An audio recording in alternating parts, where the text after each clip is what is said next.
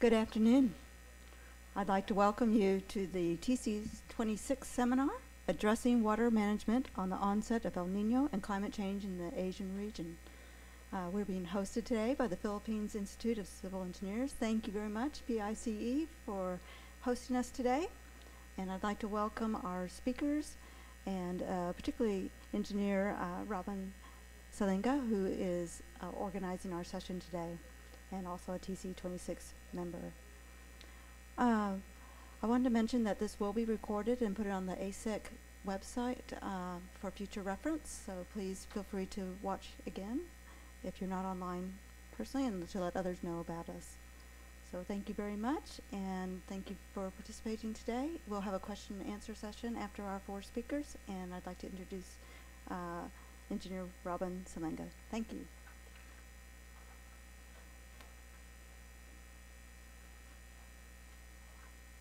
Yeah, good afternoon.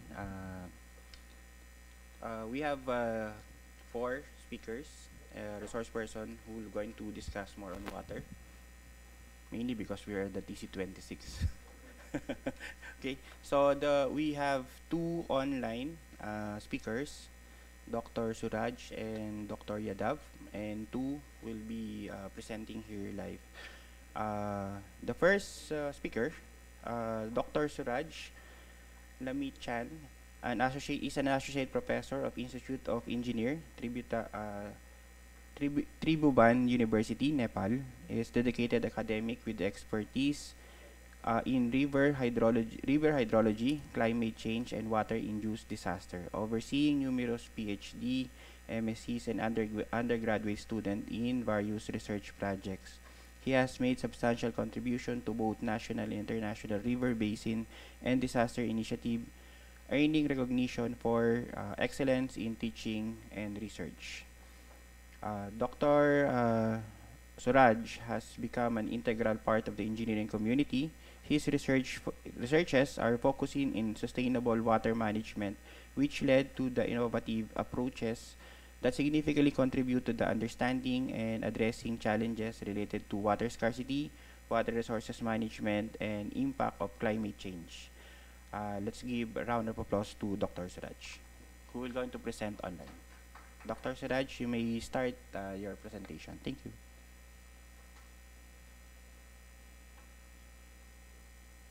Can you hear me?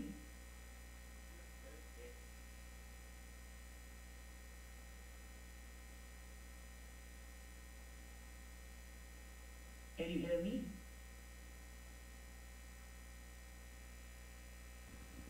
Yes, we can hear you now.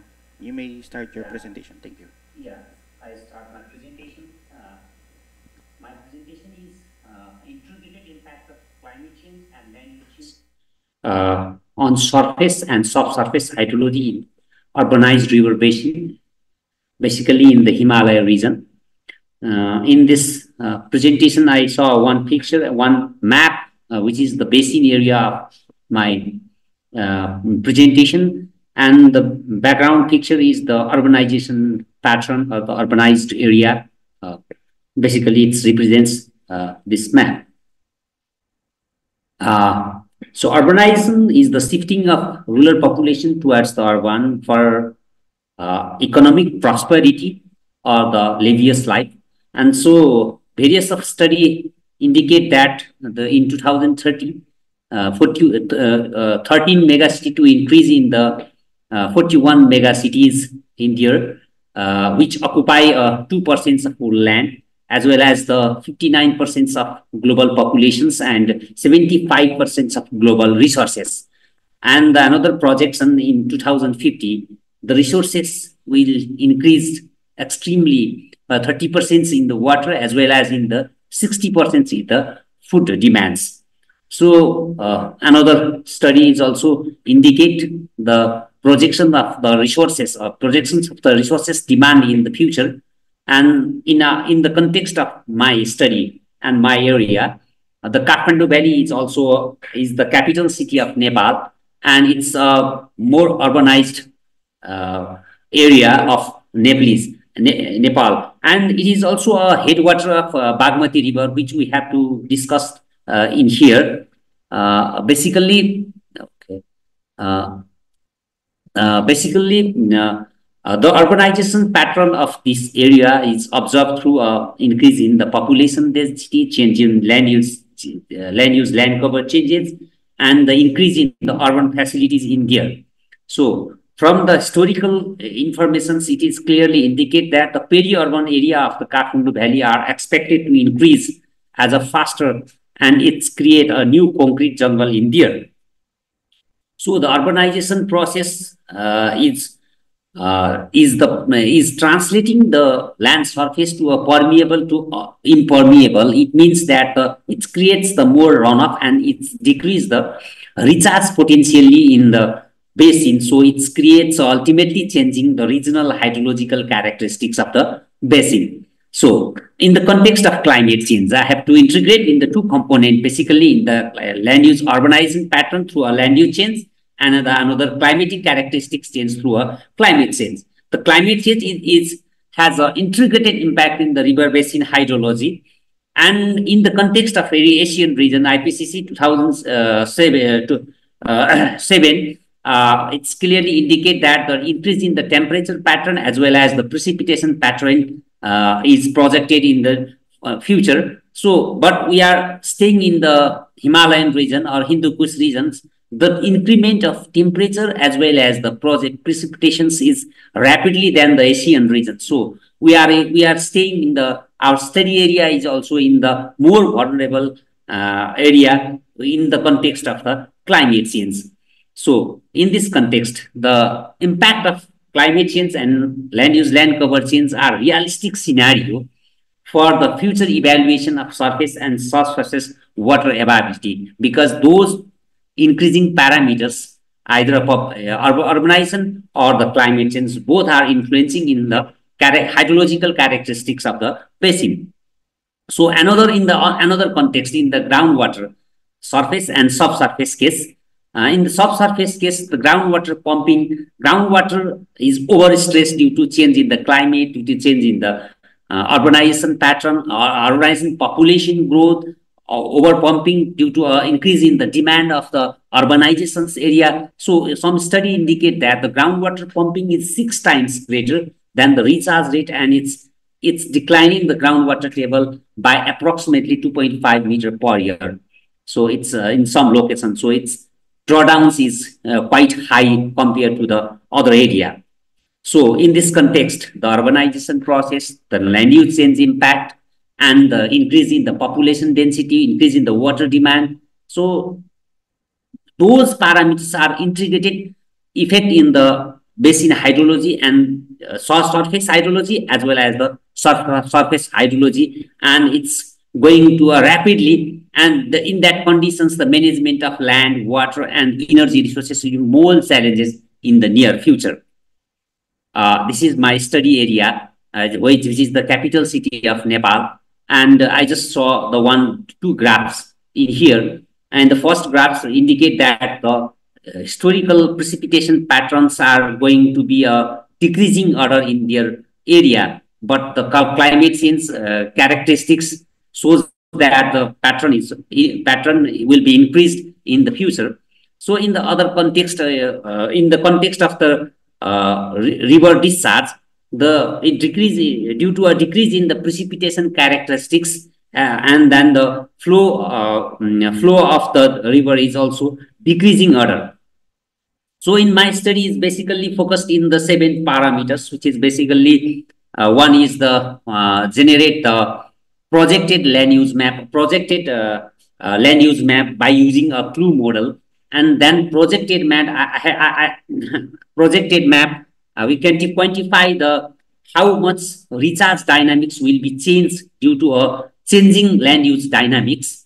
And another is the climate change characterization of the behavior of hydrometeorological characteristics of the basin.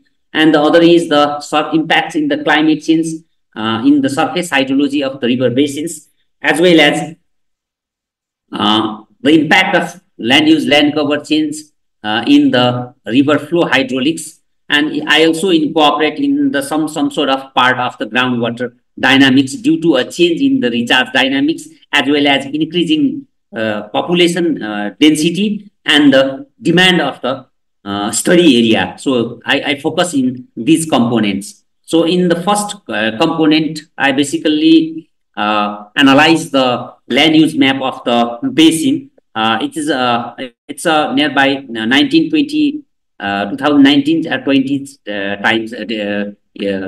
times no, not about these periods. So the basically used data is 2000 up to 2015. So in the land use land cover analysis, basically indicate that the built-up area of those areas increase 4.95 is nearby 5%, and the agriculture area is decreased nearby 6.5% in the basin area. So it is clearly indicate that the concrete jungle is increasing rapidly and the recharge area is decreasing abruptly from the historical analysis. For the analysis of the projected LULC map, we have to use 9 driving forces for the clue model. So clue model is used for the future analysis of the basin. From the analysis of various scenario, we have take one reasonable scenario, which is the normal growth rate scenario. In this scenario, it is clearly indicate that within the 3 decades, up to 2050, within the 3 decades, half of the agricultural land in the Kathmandu Valley is projected to shift into the urban area, which is quantifiably affect the hydrological dynamics of the river basins as well as the subsurface hydrology. In the context of the recharge dynamics, we generate one potential groundwater recharge map from the analytical hierarchy process methods, and then we analyze those time, and some area will be changes the recharge dynamics of the basin, so which decrease the overall recharge potentiality of the basin. But the urbanizations seems to rapidly increase in the demand side of the basin. So from this analysis, every decades, an average 6% of open land is projected to decrease, and each year, and 3.6 kilometers of open land will be changes the recharge tendency. So due to the urbanization pattern, due to increase in the urban area, so the recharge dynamics will be maybe decrease from the increment of the concrete jungle area. So it's just basically in the recharge dynamics. And the other hydrological dynamics of the river basins, we use the SWOT model for the analysis. We have check, calibrate, and validate the parameter of the model, and we also select the various of RCP, and RCMs, and the 12 scenario we have to analyze. After analyzing of this scenario, we have to take the historical. We have analyzed our climate change scenario, the seasonal comparison, the rate of increase in the winter, maximum and minimum temperature is greater than the summer. That means then the warmer day will be increased in the near future. So the shining hours will be increased in the near future. And similarly, in the dry and wet months analysis, the study shows that the dry months precipitations was declined and the wet months precipitations are more inclined, which creates the which creates the basin gons drier in dry and wetter in wet seasons. So similarly, in the context of the hydrological model, the hydrograph and the basin characteristics is rapidly changed, and the seasonal shifting of the river basin's flow. So it is indicate that the future scenario, the annual runoff is increasing 12% in 2020 to 37% in 2050 due to increase in the precipitation behavior of the basin. So increase in the precipitation, and that creates a more runoff, and then increase the runoff characteristics of the basin. In the context of climate urbanization pattern or the land use land cover change pattern, we also analyze the various land use map for the through the SWOT model. From the analysis, we clearly identify this graph, and this graph is clearly indicate that the pre-monsoon period, the discharge is not significantly changed. In the pre-monsoon periods, there is no changes in the runoff, river runoff characteristics, but in the monsoon, it's increased by 7% of each decades. And in the post-monsoon period, the discharge has been decreased by the average 9% of the baseline discharge. This is the groundwater recharge dynamics or recharge characteristics, as well as this is the runoff value of the CN value of the basin. So it is clearly indicate that the recharge dynamics of the core urban area or peri-urban area is going to rapidly down. So it indicates that the transformation of land use change generates more runoff to the basin and release the excess of water in the wet period, but scarce in the dry period due to less recharge and less lateral flow in the dry period.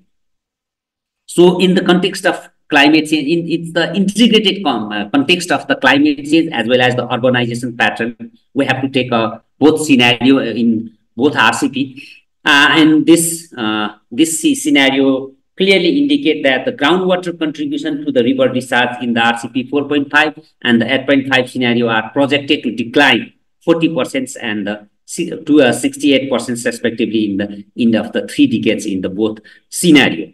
So this scenario, the runoff is increased, but the recharge dynamics and the lateral flow contribution is going to be down in the near future. So in the river discharge, in 3 conditions, land use change, climate change, and the combined are projected to increase 37%, 21%, and 36% respectively for the RCP 4.5 scenario. Similarly, in the 8.5, the projected changes is negatively in the land use, climate change scenario and the land use change scenario as well as the integrated scenario in the RCP1 due to increase in the temperature of these conditions. So we have also analyzed in the groundwater flow, groundwater analysis by using a mod flow in the same basin.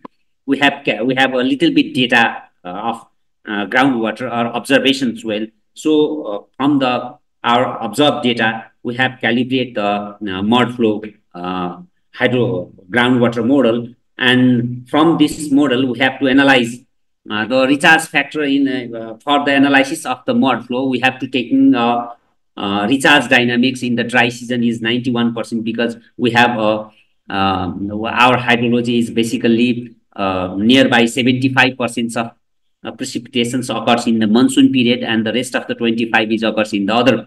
So in the dry period, there is the rainfall intensity and rainfall duration is quite low. So in that time, the runoff quantity is very low compared to the monsoon season. So we analyze or we calibrate the data, calibrate the recharge dynamics within the 91% in the dry period and the 41% in the wet period, wet seasons. So this is the recharge dynamics. We generate one recharge map from the LULC change analysis within the grade scenario. So the recharge pattern of the rainfall pattern and the recharge pattern of the basin we have to present in here.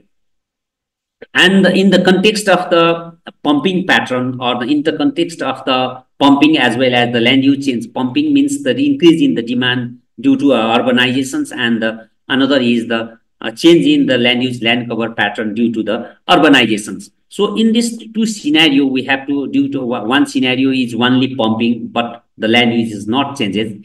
And the other scenario is the land use and the pumping rate is red and the land use scenario is increased. So in this scenario, it is clearly indicate that the drawdown rate of the peri-urban area or the central urban area is quite in decreasing order.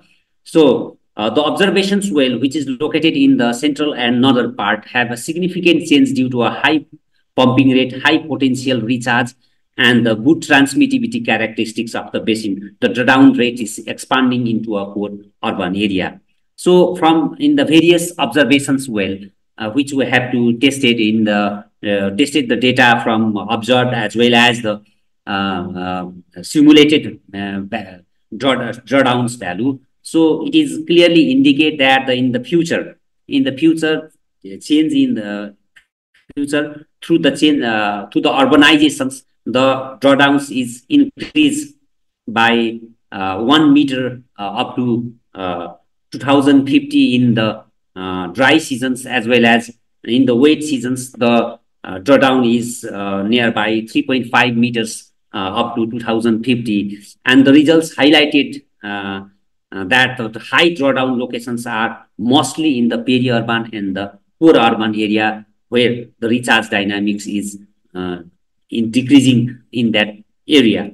So, in conclusion, my presentations, I have concluded my presentation. 6% of the rechargeable land area are projected to decrease in the decades, or the 3.9 nearby 4 kilometers square of square area per year was decreasing is decreasing to recharge dynamics. The climate change shows that the basin got drier in the dry and the wetter in the wet season. Similarly, in the considering the climate change, overall response of the watershed in terms of runoff is highly dependent in change in the precipitation rather than the temperature, because the precipitation characteristics of the basins are increasing in the future. In the LULC pattern, LULC change or the urbanization pattern, runoff is more sensitive to evapotranspiration rather than precipitation, because in that analysis we have to fix the precipitations and we just change the land use pattern, which is increase the evapotranspiration rate of the basin. So while combining the both impact, so it's not a superimposed. It's not a combining. It's not a superimposed. For the analysis of the surface and subsurface water balance, the effect of both changes cannot be overlooked. So it's my conclusion, and I have some recommendations in here.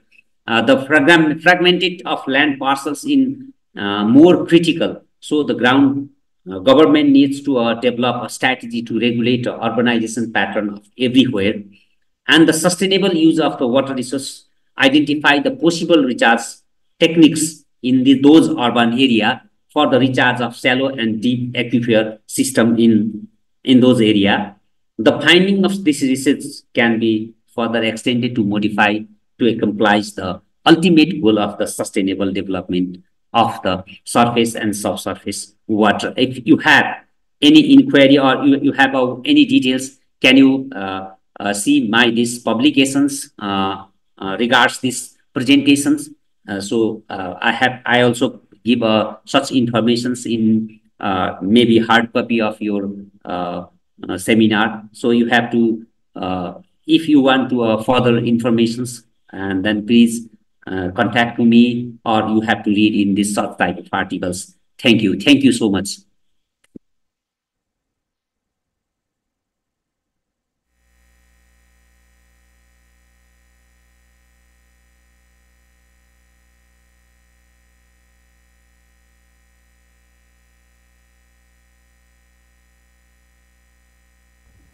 Thank you, Dr. Suraj. Please stand by if there would be a question and answer portion later. Sorry. Okay. Yeah. And for the next speaker, I'm going to present myself. Okay. I will be the next speaker. I do not want to read all this one because I prepared this one. But I am a national board member of the PICE and a proud member of the TC-26 of ESEC. I would like to thank past President Engineer Bong Suero, who gave my name to our chair, Engineer April. Okay. Okay, I'm going to share my slide.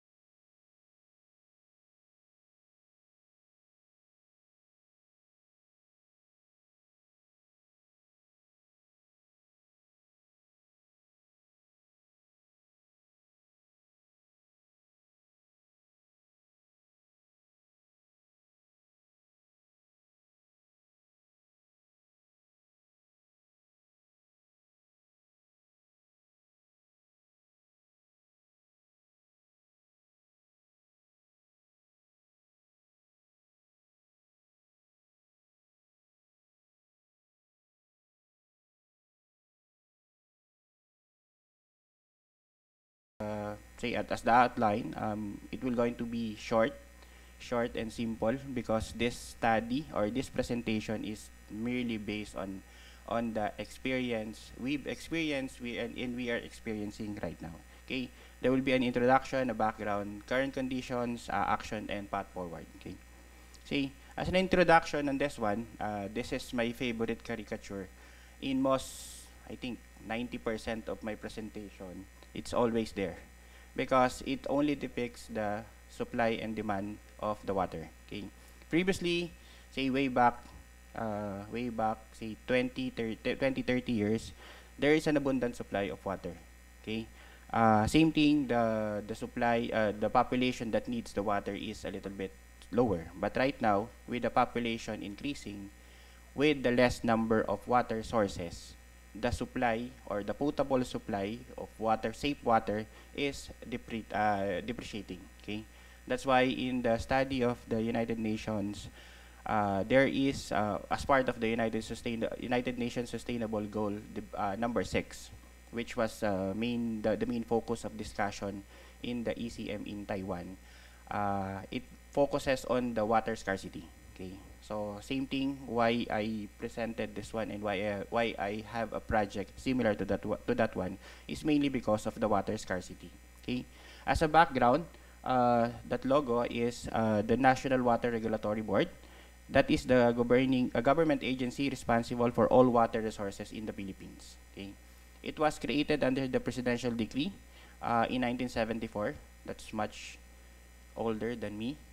Okay, and in 1976, it was mandated in the Philippine Water Code. In the Philippine Water Code, that it is a decree instituting the water code in the Philippines. Okay, it is revised and consolidating all laws. So all pertaining to the waters is under the presidential decree 1076, which suggests or mandate on what allocation and water use. Say first is supposed to be for the domestic, then the fisheries, commercial, and industrial.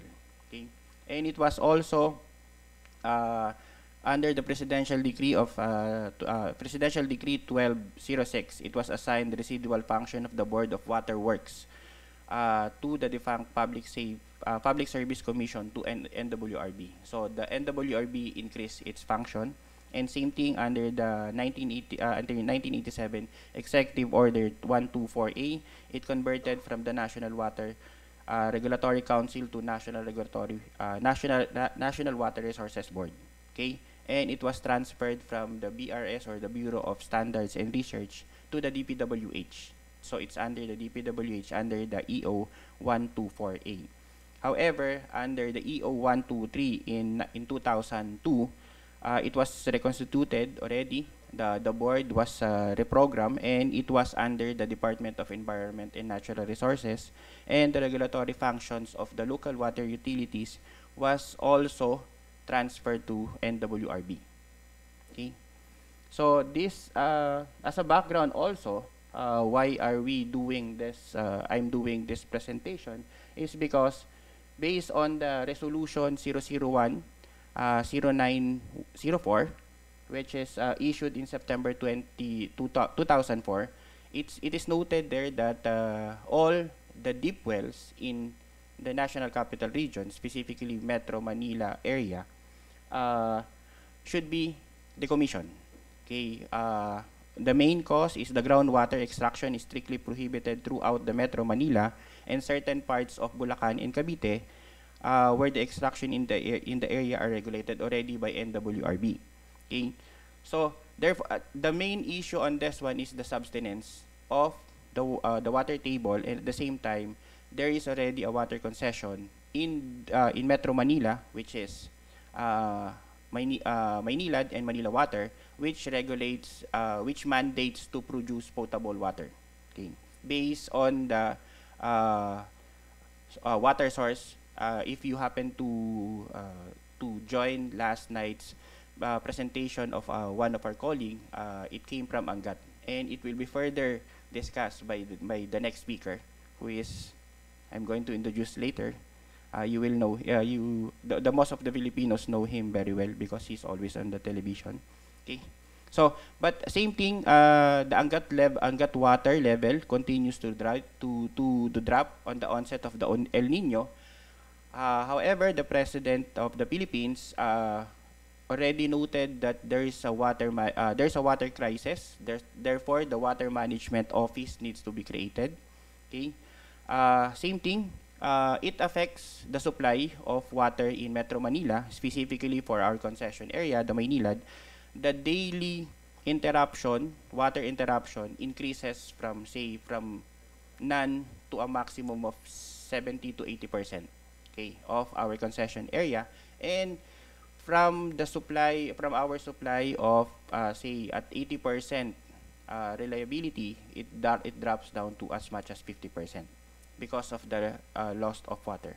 However, there are still major items that being implemented, but the reactivation of the deep well, it's the fastest way. Okay. Okay.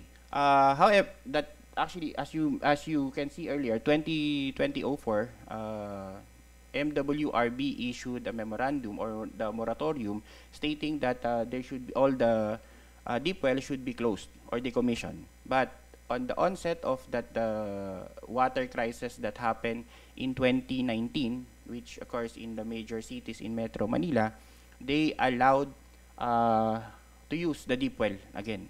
That's why we are rehabilitating deep wells. We are reactivating deep wells, existing deep wells. Later, I'm going to discuss major key points. What are the challenges on that one? Okay. Therefore, same thing. Both the concession area in Metro Manila, because we have two, the Manila Water and the MANILA'S, published it already as early as 2020. Okay.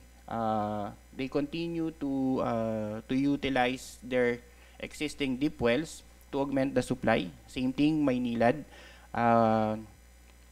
plan to reactivate or already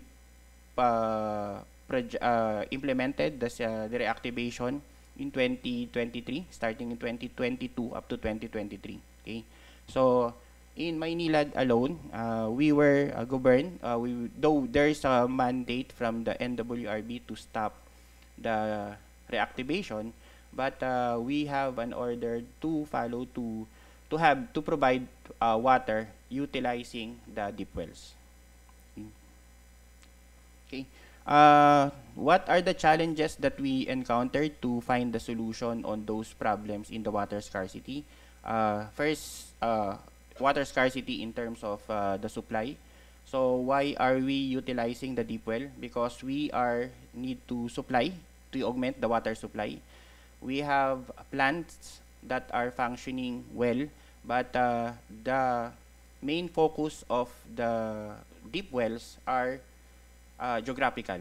If there's a deep well in that location, it can be easily served in the distribution system. So we can reduce the water service interruption. Please note that the use of the deep well cannot be sustained 24 hours, 24 hours, 7 days a week. It can be only used at certain period because of the subsistence of the water. Okay, and the major portion, the major goal of this one is to have the summer water shortage preparation. We are doing this as a short-term plan to augment in the water shortage. Okay, strategic. We've done a strategic approach on that one. So this slide only emphasize on the deep wells that are existing. Meaning there's an existing deep well. We know that there's a deep well that in that specific location. So we've conducted an assessment. We cleaned that portion. We cleaned the well. Please note, just for common understanding, the wells here are at level of the ground because they decommission all the pumps and the appurtenances above ground. So we are only relying on the coordinates given in the record or stored in the record. So we do the assessment on that one, and if we found out that there's a well or there's a pipe there, we consider that one as our main key source of information. Then if we've conducted the pump testing, if it is still sustainable, if there's still a water on that one, we're going to rehabilitate. What are we doing in the rehabilitation is we try to put a new pipe in there because based on the assessment in the camera log and the disinfection required, we need to install a new pipe because the pipe installed in that location is more than 30 years and some of them are already dilapidated. And same thing, we are doing, we are putting a new pumping system on that one. Later, I'm going to show you a picture of the finished product. But once the objective of MANILA'S is once we complete the plan, the deep well site, it should be potable. So we are installing a pumping pump and chlorination and filtration within the project site, okay, within the deep well site. Okay, this is as mentioned earlier. This is for the reactivation, and there are areas that needs to say if we found out that specific location of the deep well is not it cannot be rehabilitated. What we're doing on that one is we are drilling a new deep well on that one, on that specific site. So we've conducted a JRSSTBT for the specific site if we can still get sufficient water, and we do or we conduct a drilling. Okay, the minimum drilling that we finished is 200 linear meters below. Okay, so it took the contractor 75 days because it's varying. The deepest deep well that we've constructed already is 300 meters. Okay, so it's some sort of like a 100-story building. Okay, okay, but we haven't touched the core. Don't worry, we haven't touched the core.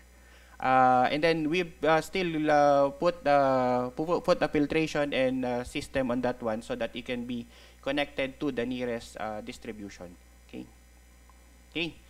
During the implementation, we have so many frequently asked questions when we go to different barangays, different homeowners at different villages. Their first question is basically who will benefit the supply on that one. So the primary benefit, who will going to benefit, as mentioned earlier, is the one within the proximity. So because we already have a pipeline on that one, we just tap into the distribution system, and they are the first one who will going to experience the quote-unquote limited water shortage. Okay. The next question is how they're going to ensure the quality of the water. As mentioned earlier, we are putting filtration and chlorination system within the system or within the site that passes the Philippine National Standard of Drinking Water by the Department of Health. And the next is the common notion: if there's a deep well, there going to be a sinkhole. Please note that as mentioned earlier, the depth is 150 to 300. And the pipeline on that one is only 6 inches. Okay, 6 inches pipe. So technically, there is no subsidence of water on that one. And there's a study being conducted in terms of the JRSSTBT and the transmissibility of the water. Okay. And the last part of the common question that they ask is who will going to pay for that one. As mandated by our concession agreement,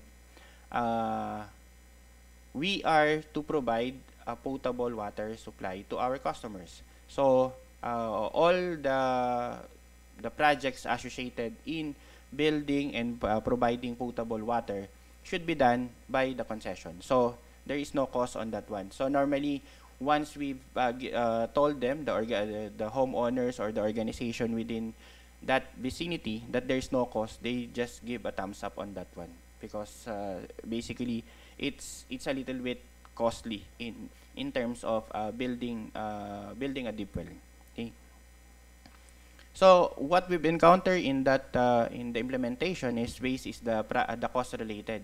We have a hard time finding a suitable contractor to dig and to drill and to assess. There are so many contractors that are quote-unquote capable of doing or competent of doing that specific project, but basically in terms of cost, we are regulated by the regulatory office, so therefore the project should be at least at competitive. Okay. Implementation of contract provisions. Same thing. We are mandated, and we were initially when we are starting this one. Most of the homeowners are asking for the certification from the National Resources Water Board in terms of the water permit. So we are jibing. We are on the bridge between implementing and following based on the contract provision. And same thing, we need to do the site management approach. As you all know, we are all engineers here, that drilling needs to be done continuously, even at nighttime. So how are we going to do that one if we're going to drill within the vicinity wherein it is a residential? So for 30 days, we need to convince the nearby, the neighboring houses that there should be a noise disturbance during the execution. And same thing, the design issue. Okay, there though it's all the same deep well, but it depends, say, on the depth, on the pump requirement, and on the on the discharge itself. Okay, so as mentioned, path forward, we've implemented few numbers of deep wells. So from this, after 3 or 4 months, it become this. Okay, so all of the as mentioned earlier, the portion where the deep well is located, or the pipe for the deep well, is only 6 to 8 inches, but we require at least 25 to 30 square meters per area because of the pump, the filtration, the chlorination, because once it's distributed outside, it should be treated in accordance with PNSW. Okay. Here, this is only a numbers that can that will convince the audience that on 2023 we have 24 deep wells already been activated, which has contributed to 24.85 MLD. Okay. I forgot to mention that the maximum discharge, or the maximum volume that we can get in one new wells, is only 1 MLD. Okay, because we are trying to control the discharge from the water table. And okay, 13 of that one are coming from the deep well, new wells, and 11 are reactivated. Okay, and in 2024 we are targeting to complete 58 deep well sites to be activated. Our initial target on that one is 30.68 MLD. Okay, based on the if you're going to check, you might ask, on 2024 you already have 24, roughly 1 MLD per site, but on 2024 it's only 30 MLD that we are targeting, because majority of the 58 deep well sites are only reactivation. Okay, the reactivation, it depends, say it come from 0.1 to 0.2 only, so it varies. Okay, so as you can see from our concession area map, all the green ones are the new development, or meaning the new wells, and the blue ones are the for reactivation. That's the existing deep wells that we need to reactivate. And coming from the deep well category that needs to be done, this slide are represented already, that there are operational and there are ongoing projects, and some sort of like in the planning stage. And those blue ones are basically sites with issues, and the red ones are not viable, meaning we cannot really extract water from that portion. Okay. Why I am presenting this slide is mainly because all those dots on that map are my projects. So, but I am still here because of my dedication to BIC and to ASEC. So, aside from that, I have other projects. Okay. Okay. I think this is my last slide. This is our common quote. A drop of water is worth more than a sack of rice to a thirsty man.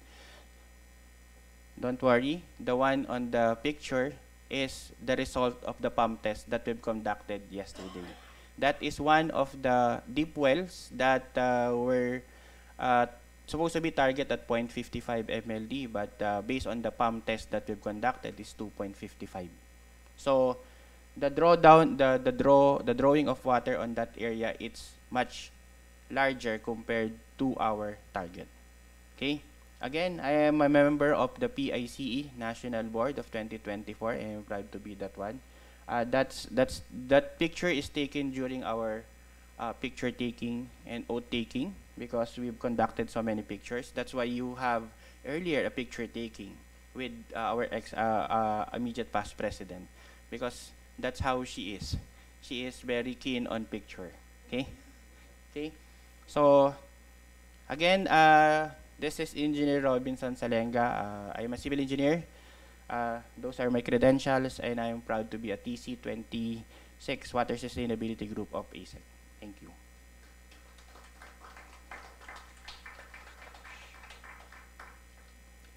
From being the moderator to a presenter of the speaker, now I'm going to shift again to present the next speaker. Okay, that's how the Filipinos are, April. Don't worry. Okay. Okay. The next speaker is he is a civil engineer and a sanitary engineer, and a registered master plumber, and has total of more than 16 years in professional civil engineering, environmental and sanitary engineering practices, and construction management. Last year, he represented the Philippines in the Indian Technical and Economic Cooperation Training in India, alongside with the participants from Middle East and Asia. And in 2019, he is also participated in the Young Southeast Asian Leaders Initiative Professional Fellows Program on Sustainable Development and Environment in Washington, D.C., USA. Currently, he serves as a department manager of the Metropolitan Water Works and Sewerage System, MWSS, under handling the Water and Sewerage Management Department under the Engineering and Technical Operation Group, and he is assigned to be the agency spokesperson. That's why I mentioned earlier, for the Filipinos, he is you normally see him on the TV and hear them on the radio and see on the Facebook. Moreover, he is the project manager for the Bigte Novaliches Aqueduct Number 7 project, a significant undertaking funded by the Asian Development Bank, contributing to Metro Manila's water security and reliability program under the Build Better More program of the Marcos administration. Dear friends and co-civil engineers, co-ASEC, I'm happy to present or to introduce. This is my first time to present him. My kapatid, Patrick James Dizon.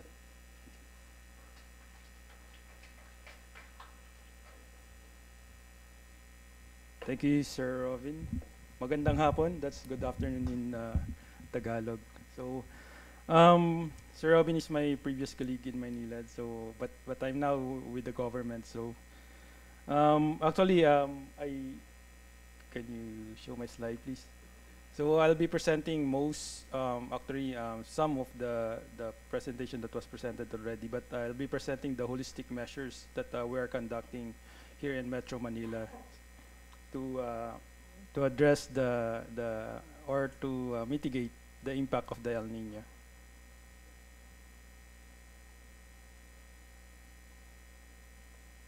Okay. So just a disclaimer, I'll just be presenting the initiatives of MWSS, which is my company for the Metro Manila, but not for the whole Philippines itself.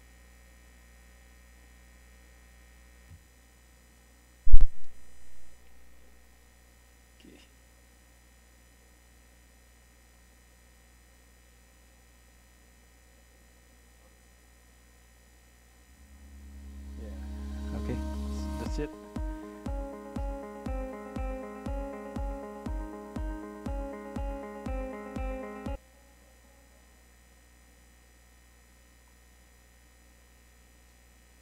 Can you just go to the next slide, please?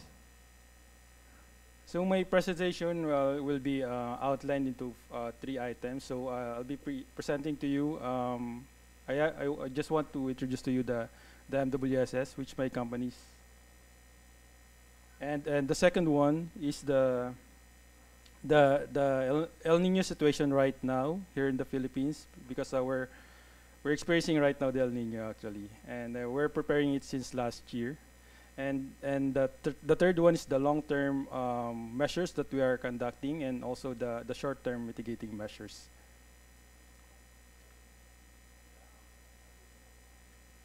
Sorry, I think yeah. So to start with, so I'm belong to the Metropolitan Water Works and Sewerage System. So we're here since 1971. So basically, this was based from the Republic Act 6234, wherein we're mandated to manage the water supply system for the whole Metro Manila. Well, actually, water supply and the wastewater management of the whole Metro Manila. And also to contribute to the public health through the maintenance and improvement of the urban environment and securing sanitary environments. So aside from the water treatments, we're also constructing wastewater treatment before we discharge it to the nearby bodies of water. And we're also preserving the watershed. So mostly, majority of our water came from the dams. So right now, we have 3 concessions. So based from the National Water Crisis Act in 1995, this act was enacted to adopt urgent and effective measures to address the water crisis in the Philippines in 1995. So that's why we have these 3 concessionaires wherein they have been granted to perform some of the function of the MWSS to just like to operate and maintain our facilities, the water treatment plant, pump station, among others. And right now, we're serving around approximately 20 million customers that compose of the West and the East concession, which is Maynila din Manila Water. And for since 2019, we also have this new concessionaire, which is the Bulacan Bulk Water. We call it the Luzon Clean Water, wherein we're providing treated water to the water district. So around 2 million customers that we are serving. And for the existing water sources of Metro Manila, right now, majority of our water, we are getting it from the dam. So we have this Angat Dam, Ipo Dam, and Lamesa Dam. And 8.5% we get it from the Laguna Lake, and some of it groundwater, which is equivalent to 1.3%. But we're just using the groundwater during emergency situation because of the moratorium that was issued by the National Water Resources Board in 2004. That's why we have this agreement with the National Water Resources Board that we're just using it for during emergency situations like the El Niño phenomenon. And just recently, last year, we're also now virtuing on the wastewater. So we have one plant. I think you will be visiting it tomorrow. It's a Parañaque New Water Treatment Plant. So that's one, the first new water that we introduced it to the public this year. But we're now in the process of adding more new water treatment plant here in the Philippines. And right now, the water demand for the whole Metro Manila and the nearby provinces, as we're getting at around 4.3 billion liters per day. So that's the requirement of the whole Metro Manila right now, which is equivalent to these water sources. So basically, this is one of our lessons learned from the past.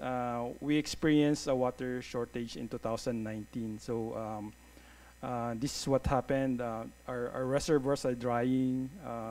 We have experienced water quality from the lake. We have this eutrophication, and the result is piling up of customers in the street to just to get the water. So since 2019, when we experienced this El Nino, and this year we're now again experiencing the El Nino, this 2024. That's why in last year, when we called it the Pag-asa, the weather agency here in the Philippines declares that we're having El Nino again this year. Our president called a sectoral meeting. We're part of this meeting. The directive of the president is to have a whole of a government approach to address or to mitigate the impact of the El Nino. And one of his directives is to create the El Nino team. So the El Nino team is composed of different government agencies. So it is being headed by the National Disaster Risk Reduction Management Council. This is handled by the Department of National Defense. So the team was created with different sectors. So I belong with the water sector. So some of the government here, the lead is the Department of Environment and Natural Resources, and the members are the Metropolitan Water Works and Sewerage System, the Local Water Utility Authority, and other water districts and water providers. And one of the objective of this El Nino team is to create the National El Nino Action Plan. So this National El Nino Action Plan was already been approved and already been available on the web. So again, each of the sectors have different objectives. So for the water security, one of our outcomes is to have a sufficient water during the El Nino. Okay. So one of our objectives is to allocate water supply during El Nino, because during El Nino we have a limited water, so we need to allocate it not to deprive, not just for the domestic water supply, but also for the irrigation, which is for the food security. So this is already available online, so you can search it online. So for the long-term water source or plan, this was already presented by Yusek Sadain, the Vice President, but I just wanted to focus on the water resources. So out of the 198 infrastructure flagship project of the government, 44 of which is equivalent to around 839 billion pesos, is in the water sources. So for our company, which is the MWSS, we have 4 projects. Actually, the fourth one was already been completed in 2021, which is a tunnel. So from Ipo Dam, that's around 6 kilometers of tunnel. We implemented it in 2021, and right now we're doing the 3 long-term projects, which is the Kaliwa Dam project, the rehabilitation of our Aqueduct, and the Wawa Dam project. And to address the long-term or to bridge the gap between the increasing demand and the existing water supply, we have these water security pillars. So first pillars that we have is the re-engineering of our existing raw water conveyance system. So since 1971, 30 years, 1930s, 1940s, we have already these facilities, the aqueducts and the tunnels. So since then, there's no rehabilitation works that's being implemented. So right now, we're doing the rehabilitation of these facilities. So we loaned a certain amount to the Asian Development Bank to fund the rehabilitation of an aqueduct. So we have these 2 aqueducts, around 16 kilometers of length and 3.6 meter of diameter. We wanted to replace it, and right now it's already ongoing. And aside from that, we also have these short to medium-term water sources. We'll be constructing new water treatment plants in the lake. We call it the Laguna Lake, to provide additional water And we're now constructing dams. We call it a new Wawa Dam, around 438 or 518 million liters per day. Aside from that, we're also constructing a packaged water treatment plant. This small portion of water treatment plant, and we will be constructing it in the rivers within our concession areas. And the last one, which is the long-term water sources. So right now we're constructing the Kaliwa Dam project, which is around 600 million liters per day. This is located in Quezon Province, around 50 to 60 kilometers here from Metro Manila. And right now it's ongoing. The component of this project is a dam, which is around 60 meters height, and the tunnel is around 22 kilometers. So right now we're 23% is already complete, and we're now drilling the tunnels. Around 1.3 kilometers already been drilled, and we're targeting to complete it by 2027. So these projects are already been approved and ongoing to bridge the gap until the 2050. So that's the long-term plan of the MWSS. But for the short term project, so right now the 90% of our water, we're getting it from the Angat Dam. So this graph shows you the historical elevation of the Angat Dam. So as you can see, as of 8 in the morning, this is already 205.67. I'm just showing you this because the trend of the elevation right now from our dam, which is the 90% of our water, is now dropping because of the El Nino. But this, based from the historical, this really happened that it's dropping from January to May until June. Then from June it will start to recover because of the rains that are experiencing in the watershed. So the normal high water level is 212 meters, but since we're having El Nino right now, last December we requested it to increase it to around 214 meters, just to have this 2 meters buffer, so that we can have additional buffer for the El Niños. So right now we still have enjoying the water. So the allocation from this dam still not yet been reduced, because the allocation from this dam is being discussed, and they're giving, the National Water Resources Board are the one who is giving it to us for the domestic water supply and for the irrigation.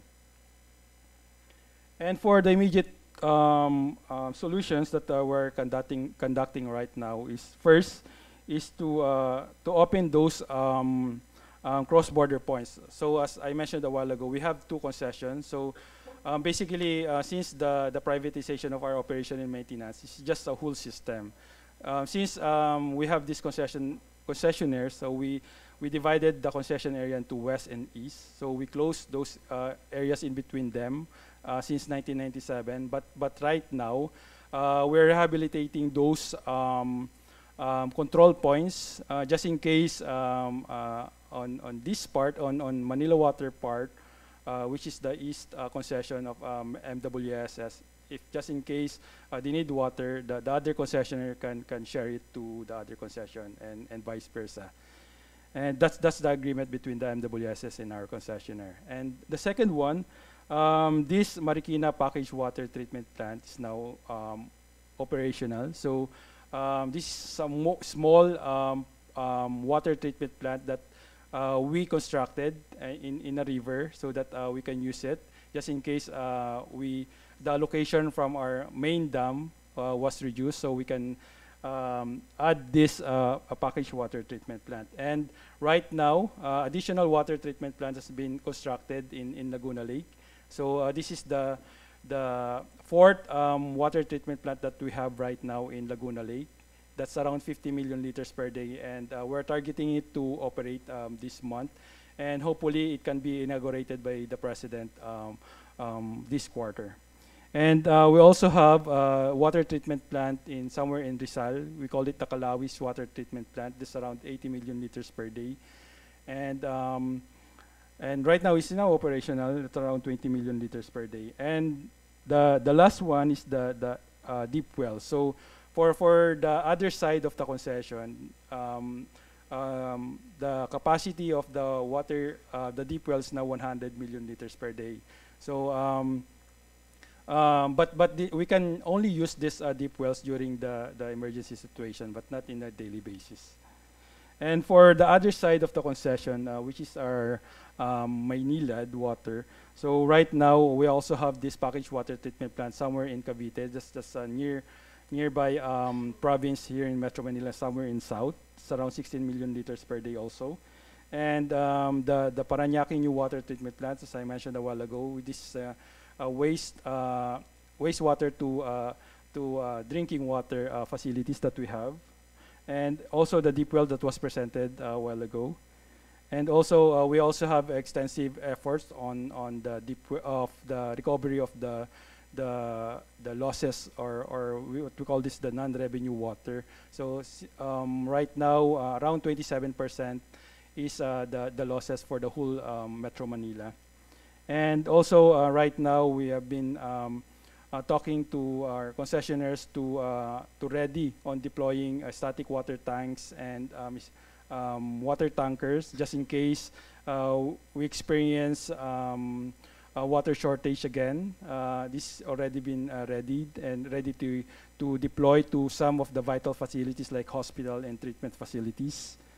And also we also been collaborating to other countries.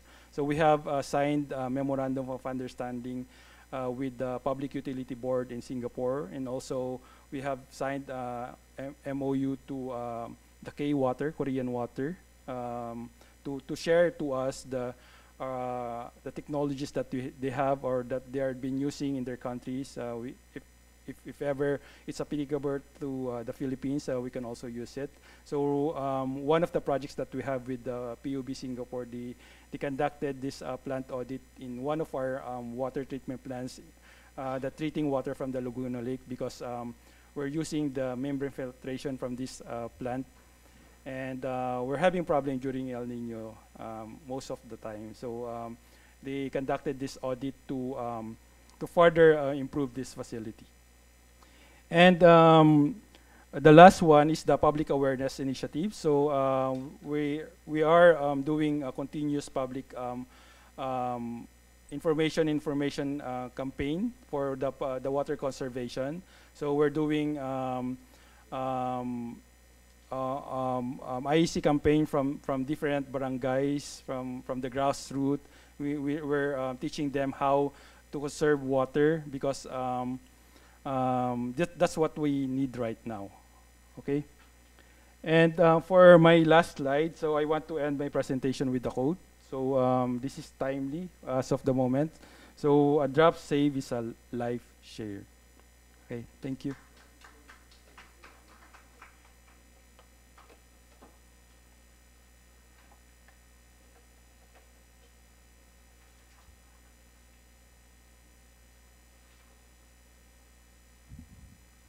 Thank you, Pat. Okay. Our last presenter, we would like to ask Dr. Yadav to have it the presentation in 10 minutes, so that we can have the next, because we are short of the session of time already. Okay.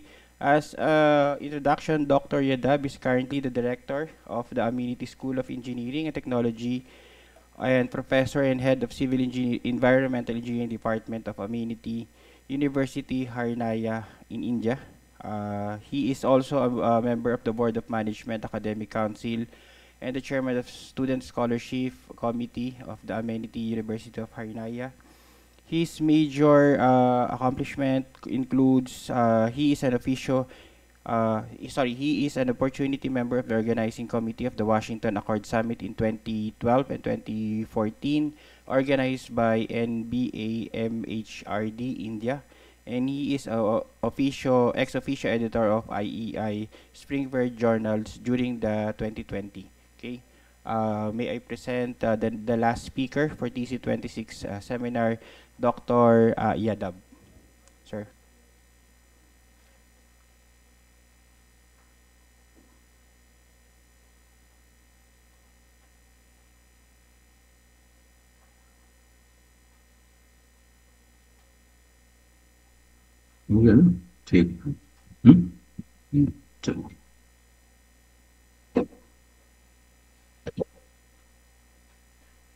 Good afternoon to everybody. Respected Chair, April L. Lander, Engineer Robinson, Salenga, distinguished panelist, Dr. Uday P. Singh, Secretary General, Asian Civil Engineering Coordinating Council, all the distinguished participants, ladies and gentlemen. At the outset, I wish to express my sincere gratitude and thanks to the Chair, Technical Committee 26, for including me as one of the members of TC-26 and also for giving me the opportunity to make my presentation during seminar, and my topic is adverse effect of climate change on sustainability of water resources in Indian regions. Ladies and gentlemen, there is acute depletion of water resources in India due to the adverse impact of climate change. India has achieved very high trend of population. Today it is around 1.4 billion and earlier it was 1.2 billion, that is as per the old statistics. Only 4% of water of the total world's water share is available with India. Climate change has become a very challenging for entire world, and India is also facing as one of the developing nation. There is huge amount of greenhouse gas emissions due to anthropogenic activities, which is responsible for increasing temperature of the atmosphere and thereby threat of global warming and climate change. And this climate change affects the resources of water from the various sources in India. Surface water and groundwater resources in India are being affected adversely since 20th century. Abrupt changes has taken place due to abrupt rainfall patterns. When annual per capita renewable freshwater availability is less than 1,700 cubic meters, the countries begin to experience the situation of water stress. And if it is much below 1,000 cubic meter, then the situation begins to hamper economic development, human health and well-being, and that situation is considered as water scarce. So this diagram depicts the water scarce situation and water stress situation with the situation of the water availability. In northern India, groundwater storage decreased centimeter per year, while the ground storage in southern has increased at the rate of 1 to 2 centimeter per year. Due to drought, there is always threat of water security every year, affecting a large population. Due to rise in temperature, there is melting of glaciers, which again affects the water resources because Himalaya induce Ganga, Brahmaputra. These are the major sources for water in India. Climate change is affecting precipitation patterns, and due to that, there is irregular rainfall distribution across India. Due to rise in temperature, there is melting of glacial, and due to that, in the beginning, there is increase of flow of water, but in the long term, there is scarcity of water due to melting of this water. Groundwater depletion has already taken place due to the adverse effect of climate change.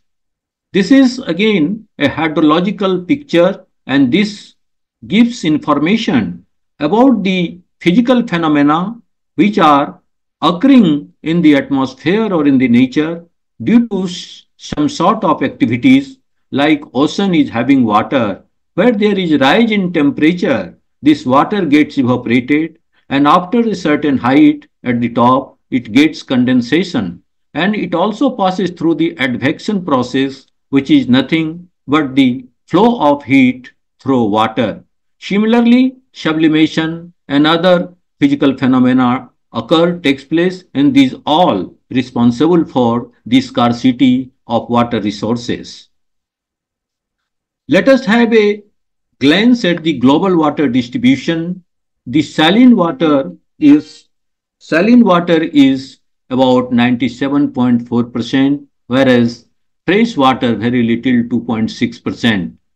Ice and glaciers 1.74%, groundwater 0.76%, and active water is very minimal, 0.1%. There are sources of water like lakes, wetlands, rivers, soil moisture, atmosphere, and living things. These are already available in the literature. I will not take much time on this. This is global use of water, and all the continents of the world have been shown here, and there is a trend of the water consumption between 1900 to 2025 extrapolated, and this Asia continent is also shown, and this indicates that the trend of water consumption with respect to the air. So there is a great demand of water consumption or water demand. That's why the scarcity of the water is envisaged. World water use depicts that the agriculture sector consumes maximum water, that is 70%, whereas industry 22% and minimal of domestic 8% only. Water quality degradation is also due to the adverse effect of climate change, and this allows ecosystem, human health, and agriculture productivity due to the high rise temperatures. There is an impact on agriculture, and due to that, erratic rainfall patterns lead to crop failures, loss of livelihood, insecurity, particularly for smallholder farmers. Diversity, due to the change on biodiversity, there is imbalance in the ecosystem, etc. So these all are the adverse effect on water resources, and it is also challenging the sustainability of the water resources due to the abrupt changes in climate, due to rise in temperature of the atmosphere, due to high rise of emission of greenhouse gases. Let us have a look about the per capita availability of water in India. The area of India with respect to world is 2.4%, and population 17.1%. Water as percentage of world water 4%, I have already said.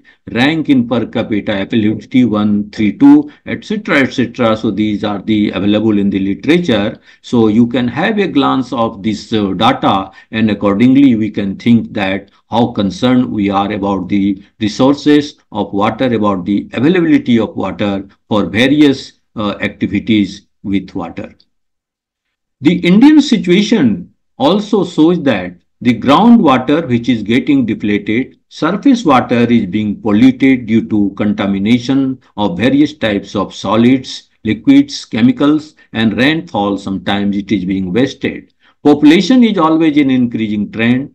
Demand of water is also rising by leaps and bounds, and thereby consumption is so as. That's why there is scarcity of water. Industrial growth is an increasing trend, and India is growing in terms of economy, and water business activity is also increasing day by day. And due to that, our agriculture is getting affected, health and environment is also affected, and there is uncertainty about the water security in future. So it's a matter of great concern for all of us, and we must ponder how to increase the water resources, how to decrease the consumption of water, how to make the quality of water and how to make the sustainability of water resources so big challenge for the researchers and all the academicians, policymakers, technocrats, and all. Now, we should think about the impact of climate change on sustainability of water resources in Indian regions. Climate change has significant impacts on water resources because of the close connection between the climate and the hydrocycle. Due to rise in temperature, there is a abrupt change in the climate. The climate change impacts affect the availability of water for demand and as well as supply and quality of water all gets affected. CO2 emission has increased from about 280 to 369 ppm. Global average temperature of the earth has increased about 0.6 degrees centigrade. Global mean sea level has risen from 10 to 20 centimeter. This again gives about all the phenomena which takes place in the atmosphere due to impact of climate change, particularly due to rise in temperature, sea level rise, this temperature increase, change in monsoon pattern, increase in rainfall, etc., etc. So how to control and manage water resources due to the adverse effect of climate change? This is very important to understand and to implement the strategies. Indian Government of India has taken several measures like adaptation strategy, policy and governance, and by which the government is trying its best to just control and manage the water resources, the sources of water like rivers, ponds, lakes, dam, canal, barrages, etc. International cooperation is also important in addressing transboundary issues, particularly in shared river basins like the Ganga, Brahmaputra, which are the major source of water to ensure sustainable management and the optimal distribution of water resources. Government of India, Ministry of Jal Shakti, Department of Water Resources Development and Ganga Rejuvenation has launched various programs to conserve water resources of Indian regions. The collaboration with the state governments to implement the control, conservation and utilization of water resources through countries such as flood control, irrigation, navigation, drinking, etc. have taken place.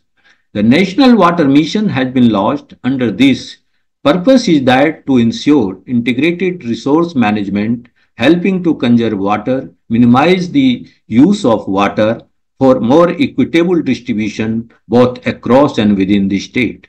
The mission also takes into account the provision of national water policy and develop a framework to optimize water use. Under the goals of National Water Mission, generation of comprehensive water database in public domain, there is a need of assessment of impact of climate change on water resources. There is also a need of promotion of citizen and state action for water conservation, augmentation and preservation. There is a need to enhance the efficiency by 20% for increasing water so that the availability or accessibility of water must reach to every citizen of the country. Promotion of basin level integrated water resources management is also important. Further, some strategy need to be implemented like policy and institutional framework, surface water management, groundwater management, domestic and industrial water management, efficient use of water for various purposes, basin level planning and management, adoption of lifestyle for the environment. The above strategies can be implemented and achieved by conducting the following. There is a need to carry out research and studies on all aspects. There is a further need to have collaboration with research organizations working in the climate change as per the guidelines mandated by Intergovernmental Panel on Climate Change and Sustainable Development Goals. Projection of the impact of climate change on water resilience as per the guidelines mandated by IPCC. Capacity building to empower and involve local bodies needs to be taken care of, and all the stakeholders must be aware how to manage water resources with focus of water conservation, augmentation and preservation.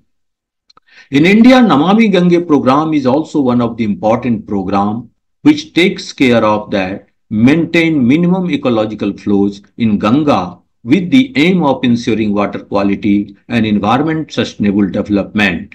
This program is effective. This program is applicable in effective abatement of pollution conservation and rejuvenation of river Ganga. So this is very important, and this program has been in since June 2014, and it is taking care of the cleanliness and the pollution of the holy river Ganga.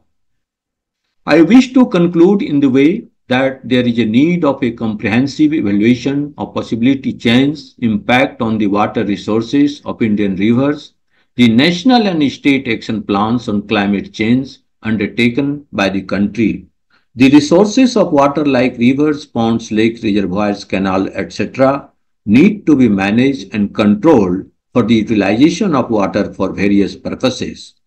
As per statistics, major rivers covering about 83% of the geographical area in India are interstate in nature. So there is a need to have the integrated development and management of water resources, the capacity building and awareness programs for minimal use of water must be taken care of. Integrated planning for developing water resources to be carried out, appropriate operational policies for optimal reservoir and evolve for flood management and water conservation.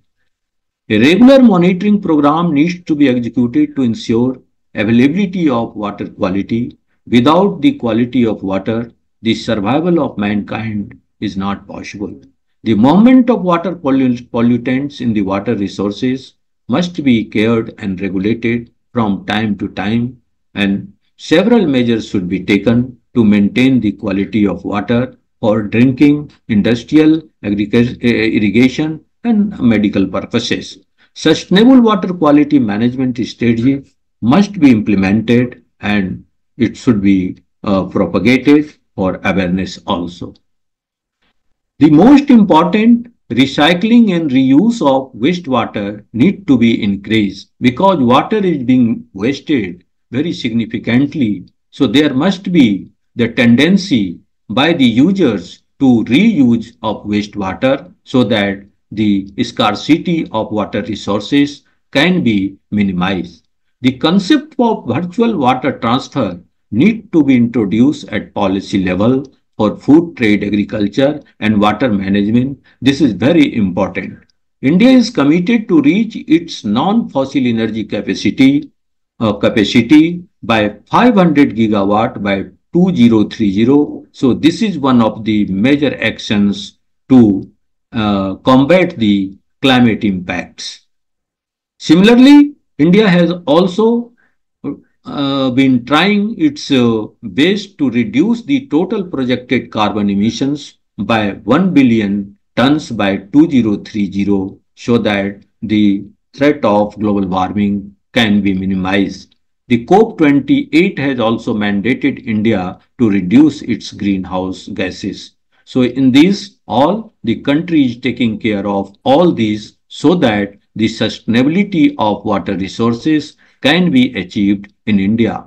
Finally, India believes in one earth, one planet, and one future. With this, I thank you all for your patient hearing and giving me the opportunity to make this presentation before this August gathering. Thank you very much. Dr. Yadab, again, with the time, we're not going to entertain questions. The one online can provide questions in the chat box. With that, we will going to close the technical session, Technical Committee 26 seminars, and we will transfer to Technical Committee 30. Thank you.